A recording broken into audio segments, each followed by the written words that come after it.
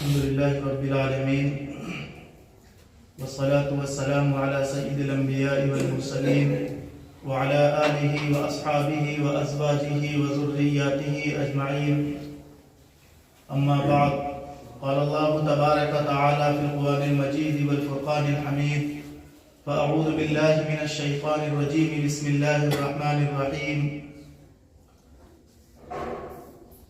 إن الله وملائكته يصلون على النبي يا أيها الذين آمنوا صلوا عليه وسلموا تسليما وقال الله تعالى يا أيها الذين آمنوا كتب عليكم الصيام كما كتب على الذين من قبلكم لعلكم تتقون صدق الله العظيم. برادران اسلام، عزیزان گرامی، اللہ تبارک و تعالیٰ نے اس زمین پر بسنے والے انسانوں اور خصوصاً کلمہ طیب لا الہ الا اللہ محمد الرسول اللہ پڑھنے والوں کے لیے کچھ مہینے، کچھ دن، کچھ راتیں ایسی بنائی ہیں کہ جس میں وہ اپنے گزرے ہوئے زمانے کو یاد کر کے، اپنے ماضی میں کیے ہوئے اپنے گناہوں کو یاد کر کے، اپنی غلطیوں کو یاد کر کے اللہ کے سامنے شرمندہ ہوتے ہوئے، ندامت کے آنسو بہاتے ہوئے اس کے سامنے توبہ اور استغفار کر کے اپنی مغفرت کرا سکیں، اپنی بخشش کرا سکیں. اللہ تبارک و تعالیٰ کا یہ انعام ہے، کیونکہ انسان کو اللہ تبارک و تعالیٰ نے نسیان کا، خطا کا اور غلطی کا پتلا بنایا ہے. گناہ بھی انسان سے ہی ہوتا ہے، غلطیاں بھی انسان سے ہی ہوتی ہیں، غلط کام بھی انسان سے ہی ہوتے ہیں، برائیوں کا ارتکاب بھی انسان ہی کرتا ہے. لیکن برائیاں کرنے کے بعد، گناہ کے کام کر لینے کے بعد، غلطیاں کر لینے کے بعد، برائی کے کاموں میں مبتلا ہو جانے کے بعد انسان اپنے رب کے سامنے توبہ کر لے، استغفار کر لے، معافی مانگ لے، ندامت کے آنسو بہا لے، شرمندگی کے ساتھ اس کے آگے اپنی پیشانی کو جھکا دے تو وہ معاف بھی کر دیتا ہے. اللہ کے پیغمبر علیہ السلام ارشاد فرماتے ہیں کہ انسان کا جو دل ہے، جب انسان کوئی بھی گناہ کا کام کرتا ہے تو اس کے دل پر ایک سیاہ کالا نقطہ لگا دیا جاتا ہے. انسان اگر توبہ کر لیتا ہے تو وہ کالا نقطہ اور سیاہ دھبا اس کے دل سے مٹا دیا جاتا ہے. اور اگر وہ توبہ نہیں کرتا، پھر گناہ کرتا ہے تو ایک نقطہ اور لگ جاتا ہے، پھر گناہ کرتا ہے، ایک نقطہ اور لگ جاتا ہے، یہاں تک کہ وہ گناہ پر گناہ کرتا چلا جاتا ہے. اور پھر ایک دن وہ آتا ہے کہ اس کا پورا دل بالکل سیاہ اور کالا ہو جاتا ہے. اور جب دل سیاہ اور کالا ہو جاتا ہے تب پھر نتیجہ یہ نکلتا ہے کہ کوئی بھی اچھائی کی بات اور کوئی بھی خیر کی بات، کوئی بھی بھلائی کی بات اس کے دل کے اوپر اثر نہیں کرتی. اس لیے اللہ رب العزت نے خود پیغمبر اسلام صلی اللہ علیہ وسلم نے تمام ایمان والوں کو یہ نسخہ عطا فرمایا ہے کہ جب بھی ایسا موقع آئے جن میں اللہ تبارک و تعالیٰ نے عام معافی کا اعلان فرمایا ہو، وہ راتیں، وہ دن، وہ مہینے، تو اپنے ماضی کو یاد کر کے، گزرے ہوئے زمانے میں اپنے گناہوں کو یاد کر کے، اپنی غلطیوں کو یاد کر کے اپنی زندگی کو بدلنے کی کوشش کریں اور اپنے آپ کو تبدیل کرنے کی کوشش کریں اور اللہ کے سامنے توبہ اور استغفار کریں. اللہ معاف کرنے والا ہے. شعبان کے مہینے میں شب برات ہے، جس میں اللہ تبارک و تعالیٰ نے ایمان والوں کے لیے یہ موقع رکھا کہ وہ اپنے گناہوں پر معافی مانگ سکیں اور اللہ کے سامنے بخشش و استغفار طلب کر سکیں. اور یوں ہی نہیں بلکہ اللہ کی طرف سے اعلان ہوتا ہے اس رات میں، الا من مستغفر فاغفر له، کوئی ہے مغفرت کا طلبگار، کوئی ہے بخشش کا چاہنے والا، کوئی ہے اپنے گناہوں کو معاف کرنے والا. آج میری طرف سے سارے لوگوں کے گناہوں کو معاف کر دیا جائے گا. خوش نصیب ہے وہ لوگ جو ایسی راتوں میں اور ایسے دنوں میں اور ایسے مہینوں میں اللہ کے سامنے حاضر ہو کر اپنے گناہوں پر معافی مانگ لیتے ہیں. چند دنوں کے بعد وہ مبارک ترین مہینہ بھی آنے والا ہے جس کو رمضان المبارک کا مہینہ کہا جاتا ہے. رمضان کا مہینہ بھی اللہ تبارک و تعالیٰ کی جانب سے تمام ایمان والوں کے لیے خیر کا ذریعہ ہے، رحمت کا ذریعہ ہے، برکت کا ذریعہ ہے، نجات کا ذریعہ ہے، کامیابی کا ذریعہ ہے. جس کو رمضان کا مبارک مہینہ مل گیا اور رمضان المبارک کی مبارک ترین راتیں مل گئیں اور جس کو رمضان المبارک کے ایام اور لمحات میسر آ گئے اور رمضان کو اس طریقے سے گزار اوقات دیا جیسا کہ اللہ اور اس کے رسول صلی اللہ علیہ وسلم نے گزارنے کا حکم دیا ہے، تو اللہ کے پیغمبر علیہ السلام ارشاد فرماتے ہیں کہ اللہ تبارک و تعالیٰ اس کے پچھلے تمام گناہوں کو معاف فرما دیتا ہے۔ ایمان کے ساتھ، خلوص کے ساتھ، حسن نیت کے ساتھ اللہ کے سامنے توبہ اور استغفار کرتے ہوئے، اپنے گناہوں پر نادم اور شرمندہ ہوتے ہوئے، اللہ اس کے رسول کے حکموں کے مطابق جو بھی رمضان کے مہینے کو گزارتا ہے، اللہ اس کے پچھلے تمام گناہوں کو معاف کر دیتا ہے۔ تو رمضان کا مبارک مہینہ ثواب کے بڑھ جانے کا ذریعہ، نیکیوں کے بڑھ جانے کا ذریعہ، اللہ کی جانب سے رحمتوں کے اتارے جانے کا ذریعہ، برکتوں کے اتارے جانے کا ذریعہ، سعادتوں کے اتارے جانے کا ذریعہ ہے۔ اس لیے جن کو یہ مبارک مہینہ مل جائے وہ خوش نصیب ہیں، وہ مبارک ترین لوگ ہیں، وہ اللہ تبارک و تعالیٰ کی نظروں میں محبوب اور پسندیدہ اور مقبول ہیں۔ ان کو چاہیے کہ رمضان المبارک کے مہینے کو اللہ اور اس کے رسول صلی اللہ علیہ وسلم کے طریقے کے مطابق گزارنے کی کوشش کریں، کیونکہ رمضان کا مبارک مہینہ بھی اللہ تبارک و تعالیٰ نے اسی لیے رکھا، فرمایا کہ ہم نے رمضان کے پہلے 10 دن کو رحمت کا ذریعہ بنایا ہے، ہم نے رمضان کے دوسرے عشرے کو 20 دن کو اس کو مغفرت کا ذریعہ بنایا ہے، اور ہم نے رمضان کے آخری 10 دنوں کو جہنم سے خلاصی اور جہنم سے چھٹکارے کا ذریعہ بنایا ہے۔ یہ مبارک مہینہ بھی اسی لیے آیا ہے تاکہ انسان اپنے ماضی میں اور اپنے گزرے ہوئے زمانے میں جو غلطیاں، جو گناہ کے کام کر چکا ہے، وہ اللہ تبارک و تعالیٰ کے سامنے اس سے معافی طلب کر سکے، مغفرت طلب کر سکے، بخشش طلب کر سکے۔ اور رمضان کے مبارک مہینے میں جہاں رمضان المبارک کو اللہ اور اس کے رسول صلی اللہ علیہ وسلم کے طریقے کے مطابق گزارنا ہے، وہیں 3 کام کثرت کے ساتھ رمضان کے مبارک مہینے میں کرنے چاہیے، اور رمضان کے مبارک مہینے میں ہی نہیں، جب بھی انسان کو موقع ملے وہ ان 3 کاموں کو ضرور انجام دے۔ پہلا کام تو یہ ہے کہ توبہ اور استغفار، توبہ اور استغفار۔ انسان صبح سے شام تک اور شام سے صبح تک نہ جانے کتنی غلطیاں، کتنے برے کام اور کتنے گناہ کے کام انجام دیتا ہے، جن سے اللہ بھی ناراض ہوتا ہے، اس کا رسول بھی ناراض ہوتا ہے، اور خود اس کے دل پر بھی سیاہ دھبے لگتے ہیں۔ اس لیے چلتے پھرتے، اٹھتے بیٹھتے جب بھی موقع ملے وہ توبہ اور استغفار ضرور کرے، کیونکہ اللہ تبارک و تعالیٰ کے سامنے جب بندہ ہاتھ پھیلاتا ہے اور ندامت کے ساتھ، شرمندگی کے ساتھ توبہ اور استغفار کرتا ہے، تو اللہ تبارک و تعالیٰ فرماتا ہے میں کیسے نہ اپنے اس بندے کو معاف کر دوں جو بار بار میرے آگے اپنے ہاتھوں کو اٹھا کر شرمندہ ہوتے ہوئے مجھ سے توبہ اور استغفار طلب کر رہا ہے۔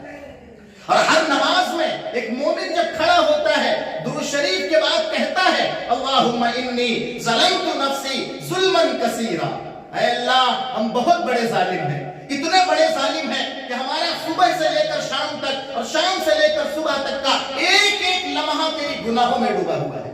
اللہم انی ظلمت نفسی ظلما کثیرا، اے میرے مولا میں نے اپنے نفس پر بہت ظلم کیا ہے، بے پناہ ظلم کیا ہے، کثرت کے ساتھ ظلم کیا ہے، ظلما کثیرا ولا یغفر الذنوب الا انت، لیکن تیرے علاوہ کوئی معاف کرنے والا بھی نہیں، تیرے علاوہ کوئی معاف کرنے والا بھی نہیں ہے، تیرے علاوہ کوئی بخشش دینے والا بھی نہیں ہے، تیرے علاوہ میرے گناہوں کو دھو دینے والا بھی کوئی نہیں ہے۔ فاغفر لی مغفرۃ من عندک، اے میرے اللہ میرے گناہوں کو معاف کر دے، ورحمنی اور مجھ پر رحم فرما دے، انک انت الغفور الرحیم، بے شک تو ہی معاف کرنے والا اور تو ہی رحم کرنے والا ہے۔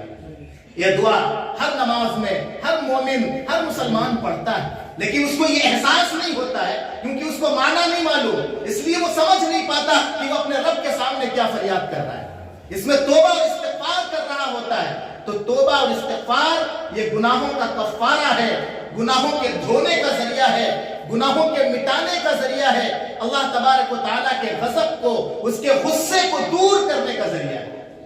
اس لیے ہر مومن اور ہر مسلمان کو کثرت کے ساتھ توبہ اور استغفار کرنی چاہیے، کیونکہ توبہ اور استغفار ہی ایسا ہے جیسے کپڑے پر کوئی داغ اور دھبا لگ جاتا ہے تو اس داغ اور دھبے کو مٹانے کے لیے صابن کی ضرورت ہوتی ہے، سرف کی ضرورت ہوتی ہے، ایسے انسان کے گناہ کرتے کرتے اس کے دل پر دھبا لگ جاتا ہے، اس دھبے کو مٹانے کے لیے توبہ اور استغفار ضروری ہے۔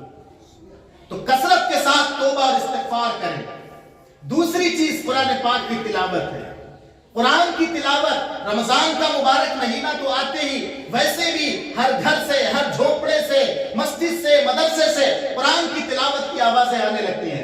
کہ وہ تو رحمت والا مہینہ ہے، وہ تو برکت والا مہینہ ہے، لیکن قرآن کریم کی تلاوت ہر وقت مومن اور مسلمان کو کرنی چاہیے۔ اللہ کے پیغمبر علیہ السلام نے فرمایا کہ تمام ذکر میں سب سے افضل ترین ذکر قرآن کریم کی تلاوت ہے، اور قرآن کریم کی تلاوت افضل اس لیے ہے کیونکہ اللہ کے نبی علیہ السلام نے فرمایا اس کے ایک حرف کے پڑھنے پر اللہ تبارک و تعالیٰ کی جانب سے 10 نیکیاں عطا فرمائی جاتی ہیں۔ ایک حرف کے پڑھنے پر 10 نیکیاں، چاہے سمجھ کر پڑھے یا بغیر سمجھ کر پڑھے، 10 نیکیاں اللہ تبارک و تعالیٰ کی جانب سے عطا فرمائی جاتی ہیں۔ اور پھر قرآن کا معاملہ تو اتنا بلند ہے کہ اللہ کے نبی علیہ السلام نے فرمایا کہ 3 چیزیں ایسی ہیں جن کو صرف محبت کی نگاہ سے دیکھ لینے پر بھی اللہ تعالیٰ ثواب عطا فرماتا ہے۔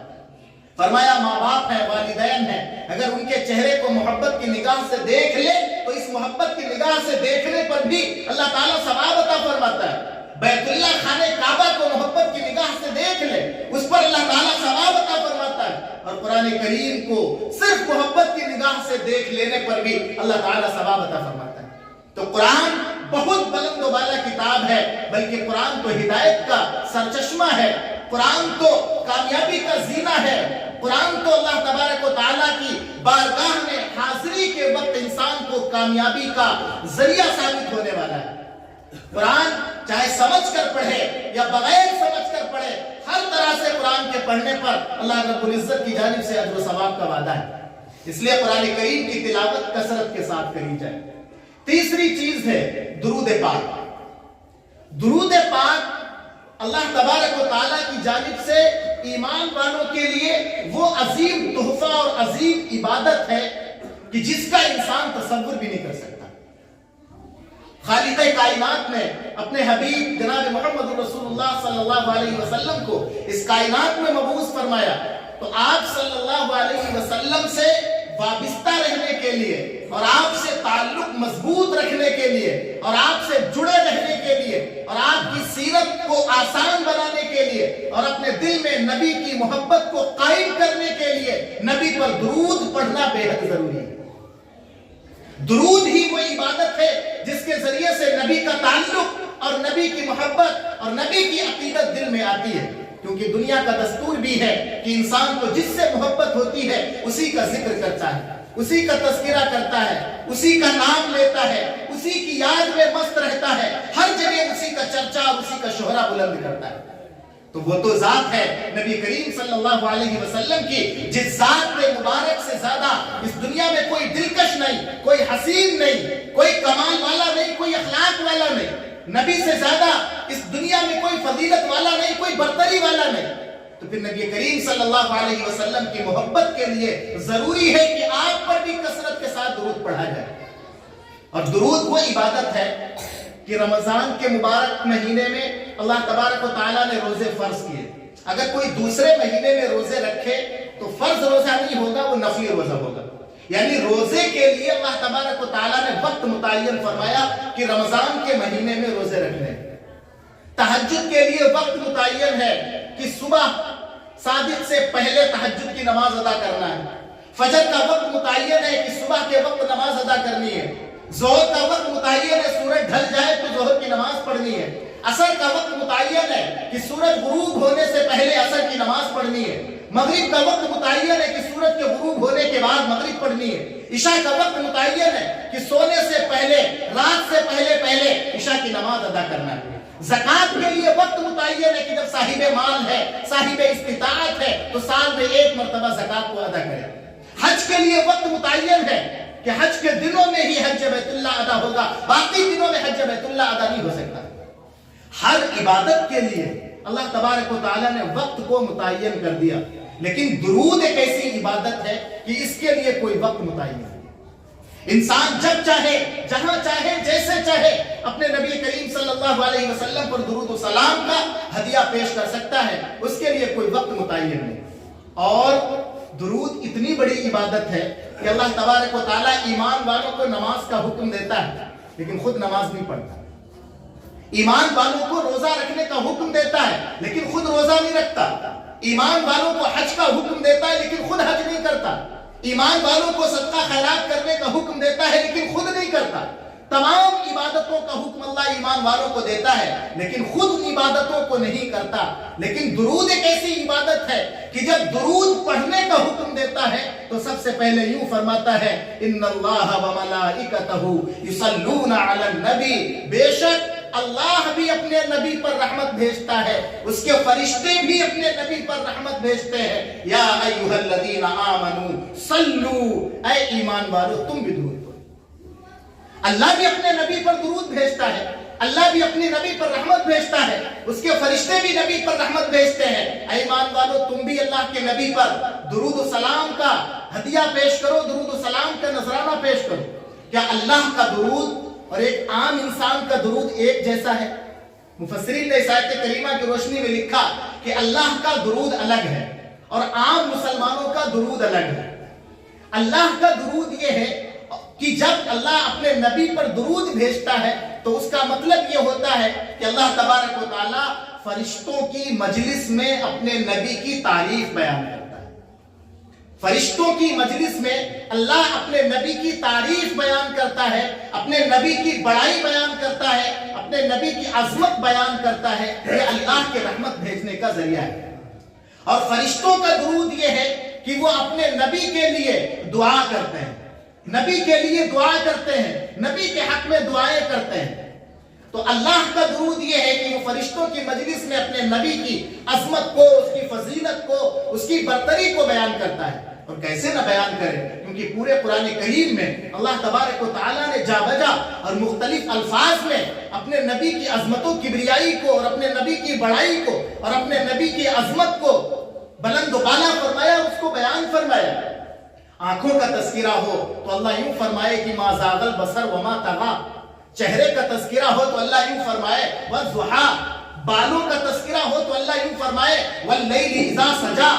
زبان کا تذکرہ ہو تو اللہ یوں فرمائے لا تحرک به لسانک لتعجل به. ہاتھوں کا تذکرہ ہو تو اللہ یوں فرمائے وما رمیت اذ رمیت ولکن اللہ رمی. زبان دل کا تذکرہ ہو، سینے کا تذکرہ ہو تو اللہ یوں فرمائے الم نشرح لک صدرک. پیٹھ کا تذکرہ ہو تو اللہ یوں فرمائے ووضعنا عنک وزرک. آپ کی رفعت و شان اور بلندی کا تذکرہ ہو تو اللہ یوں فرمائے ورفعنا لک ذکرک. آپ کے شہر کا تذکرہ ہو تو اللہ یوں فرمائے واللیل لا اقسم بهذا البلد وانت حل بهذا البلد. نبی کریم صلی اللہ علیہ وسلم کی رحمت کا تذکرہ ہو تو اللہ فرمائے وما ارسلناک الا رحمتا للعالمین. نبی کی نبوت کا تذکرہ ہو تو اللہ فرمائے یا ایھا النبی. نبی کی رسالت کا تذکرہ ہو تو اللہ فرمائے یا ایھا الرسول. نبی کے ڈرانے کا، خوشخبری دینے کا، اللہ کی طرف بلانے کا تذکرہ ہو تو اللہ یوں فرمائے یا ایھا النبی انا ارسلناک شاہدا ومبشرا ونذیرا وداعیا الی اللہ باذنہ وسراجا منیرا. گویا کہ قرآن کے الفاظ میں اللہ تبارک و تعالی جا بجا مختلف مقامات پر اپنے نبی کی عظمت و کبریائی کو اور آپ کی بلند و بالا شان کو بتلاتا ہے. یہ ایمان والوں کو بتایا جا رہا ہے کہ اللہ اس طرح سے اپنے نبی پر رحمت بھیجتا ہے اور اپنے نبی پر درود بھیجتا ہے. یا ایھا الذین آمنوا صلوا علیہ وسلموا تسلیما. اے ایمان والو تم بھی اپنے نبی پر درود بھیجو، تم بھی اپنے نبی پر صلاۃ و سلام کا ہدیہ پیش کرو، تم بھی نبی پر سلام پڑھا کرو.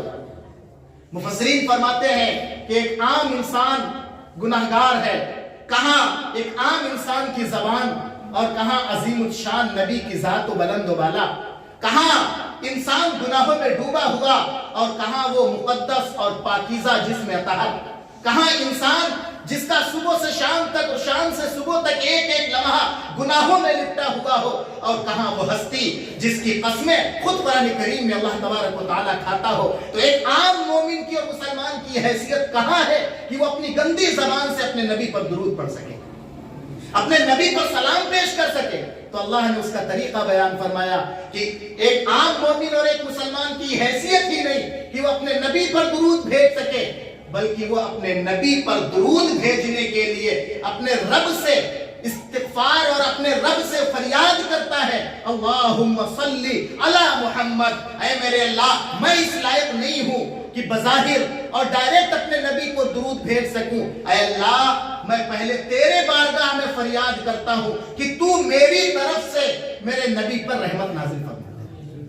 اللہم صلی علی محمد. اے اللہ تو میرے نبی پر میری طرف سے رحمت نازل فرما دے. اللہم بارک علی محمد، اے اللہ تو میری طرف سے میرے نبی پر برکت نازل فرما دے. تو یہ طریقہ ایمان والوں کو اللہ کے نبی علیہ السلام نے فرمایا کہ جب کوئی بھی مومن ایک مرتبہ مجھ پر درود پڑھتا ہے تو اللہ تعالیٰ اس پر 10 رحمتیں نازل فرماتا ہے. ایک مرتبہ درود پڑھتا ہے تو اللہ اس پر 10 رحمتیں نازل فرماتا ہے اور اس کے 10 گناہوں کو معاف کر دیتا ہے اور اس کے 10 درجوں کو بلند فرما دیتا ہے. ایک مرتبہ درود پڑھنے کا یہ اجر و ثواب ہے. اس لیے ہر مومن اور مسلمان کو چاہیے کہ وہ درود پاک پڑھنے کو بھی اپنی زندگی کا حصہ بنائے. درود کثرت کے ساتھ پڑھیں. اس کے لیے کوئی وقت متعین نہیں، کوئی جگہ متعین نہیں، کوئی لمحہ متعین نہیں. چلتے پھرتے اٹھتے بیٹھتے جب بھی موقع ملے اپنے نبی پر درود و سلام کا نذرانہ پیش کر سکیں، کیونکہ اللہ رب العزت کا دستور ہے کہ خود روضہ اطہر پر، نبی کی قبر مبارک پر صبح سے شام تک، شام سے صبح تک وقت کے ہر لمحے میں درود و سلام کا نذرانہ پیش کیا جاتا ہے. یہاں تک کہ ہزاروں کی تعداد میں روزانہ فرشتے نبی کی قبر اطہر پر حاضر ہوتے ہیں اور وہ بھی درود و سلام کا ہدیہ پیش کرتے ہیں. اور کل جب قیامت برپا ہوگی اور نبی اپنی قبر مبارک سے جب اٹھیں گے، جب بھی 70,000 فرشتے آپ کو چاروں طرف سے گھیرے ہوئے ہوں گے اور آپ پر درود و سلام پڑھ رہے ہوں گے، ایسے حال میں آپ کو آپ کی قبر مبارک سے اٹھایا جائے گا. اللہ کے نبی علیہ السلام فرماتے ہیں کہ ایک میرا بندہ، میرا امتی، اللہ کا بندہ، میرا امتی مومن مسلمان اس زمین پر جہاں سے بھی مجھ پر درود و سلام پڑھتا ہے، فرشتے وہ درود و سلام لے کر میری بارگاہ میں حاضر ہوتے ہیں اور مجھ تک وہ درود و سلام پہنچایا جاتا ہے. جہاں سے بھی، جس وقت بھی کوئی بھی نبی پر درود و سلام پڑھتا ہے، وہ اللہ کی بارگاہ میں جا کر اللہ کے نبی علیہ السلام کی قبر مبارک میں آپ کی بارگاہ میں ضرور پیش کیا جاتا ہے. اس لیے نبی سے تعلق مضبوط کرنے کا اور نبی سے رشتہ مضبوط کرنے کا اور نبی کی باتوں پر آسانی کے ساتھ عمل پیرا ہونے کا یہ سب سے بہترین ذریعہ ہے کہ کثرت کے ساتھ نبی کریم صلی اللہ علیہ وسلم پر درود و سلام پڑھا جائے. تو سب سے پہلی چیز یہ ہے کہ توبہ اور استغفار کثرت کے ساتھ کرنے والے بنے. اسی لیے بزرگوں نے لکھا ہے کہ انسان کو چاہیے کہ صبح شام 100 مرتبہ استغفر اللہ ربی من کل ذنب واتوب الیہ اس پڑھنے کا معمول بنا لے. صبح شام درود پاک 100 مرتبہ پڑھنے کا اپنا معمول بنا لے اور قرآن پاک جتنا ممکن ہو سکے اتنا قرآن پاک پڑھنے کا بھی معمول بنا لے. یہ وہ عبادتیں ہیں جو کرنے میں بڑی آسان ہیں لیکن اللہ اور اس کے رسول صلی اللہ علیہ وسلم کی نظروں میں انتہائی مقبول اور انتہائی محبوب عبادتیں ہیں. اس لیے رمضان کا مبارک مہینہ آنے والا ہے، اس سے پہلے اپنے آپ کو بیدار کر لیں، اپنے آپ کو تیار کر لیں، اپنے گناہوں پر اللہ سے معافی مانگ لیں، اپنے دلوں کی صفائی کر لیں اور پوری طریقے سے تیاری کے ساتھ، مستعدی کے ساتھ رمضان کے مہینے کا استقبال کریں اور اس کو اللہ اور اس کے رسول صلی اللہ علیہ وسلم کے حکموں کے مطابق گزارنے کی کوشش کریں. کیونکہ یہی وہ وقت ہے ہم اپنے آپ کو تبدیل کریں اور اپنی زندگیوں کو بدلنے کی کوشش کریں. کیونکہ آج دنیا میں مسلم امت اس موڑ پر کھڑی ہو چکی ہے کہ اس مسلم امت کا کوئی پرسان حال نہیں ہے. اس کی طرف کوئی آنکھ اٹھا کر دیکھنے والا نہیں ہے، کوئی اس کے زخموں پر مرہم رکھنے والا نہیں ہے، کوئی اس کے دکھوں کا سہارا بننے والا نہیں ہے. یہ امت ہر طریقے کے سائے سے محروم ہو چکی ہے. اگر اس امت کا آج بھی کوئی غمخوار بن سکتا ہے، کوئی سہارا ہے، کوئی دکھوں کا علاج کرنے والا ہے تو صرف اللہ رب العزت کی ذات ہے، صرف اللہ کی ذات ہے. اس کے علاوہ اس امت کا کوئی نہیں، اس امت کا کوئی نہیں. لاکھوں کی تعداد میں اور ہزاروں کی تعداد میں اس امت کے فرزند شہید کیے جا رہے ہیں اور شہید ہو چکے ہیں، لیکن ان کی آواز کو سننے والا کوئی نہیں. بھوک کی وجہ سے تڑپ تڑپ کر مر رہے ہیں، درد کی وجہ سے بلک بلک پر مر رہے ہیں، لیکن ان کی طرف آنکھ اٹھا کر دیکھنے والا بھی کوئی نہیں ہے. اس لیے ایسے وقت میں جہاں پوری طریقے سے دشمن اور باطل اس فکر میں لگا ہوا ہے کہ کسی نہ کسی طرح سے اس دھرتی پر کوئی بھی ایک اللہ کا نام لینے والا باقی نہ رہے، مدرسوں کا وجود نہ رہے، مسجدوں کا وجود باقی نہ رہے، قبرستانوں کے آثار باقی نہ رہے، جن چیزوں سے بھی اسلامی چمک دمک نظر آتی ہے ان چیزوں کا وجود باقی نہ رہے. یہ دشمن کی پلاننگ ہے اور اس کے ناپاک ارادے ہیں. اس لیے ایسے وقت میں کہ ہم ان کا تو کچھ نہیں کر سکتے، لیکن کم از کم اپنی زندگیوں کو بدلنے کی کوشش کریں۔ جو بوڑھے ہیں وہ بھی اپنی زندگیوں کو بدلیں، جو نوجوان ہیں وہ بھی اپنی زندگیوں کو بدلیں، کیونکہ یہی وہ وقت ہے۔ اور ایک وقت ایسا بھی آنے والا ہے کہ کب کس وقت آنکھیں بند ہو جائیں اس کا کسی کو بھی علم نہیں ہے۔ اس سے پہلے موت آئے اور اپنے آخری پنجوں میں جکڑ لے، ہر ایک کو تیار ہو جانا چاہیے اللہ کی بارگاہ میں اپنے اعمال کا حساب و کتاب دینے کے لیے۔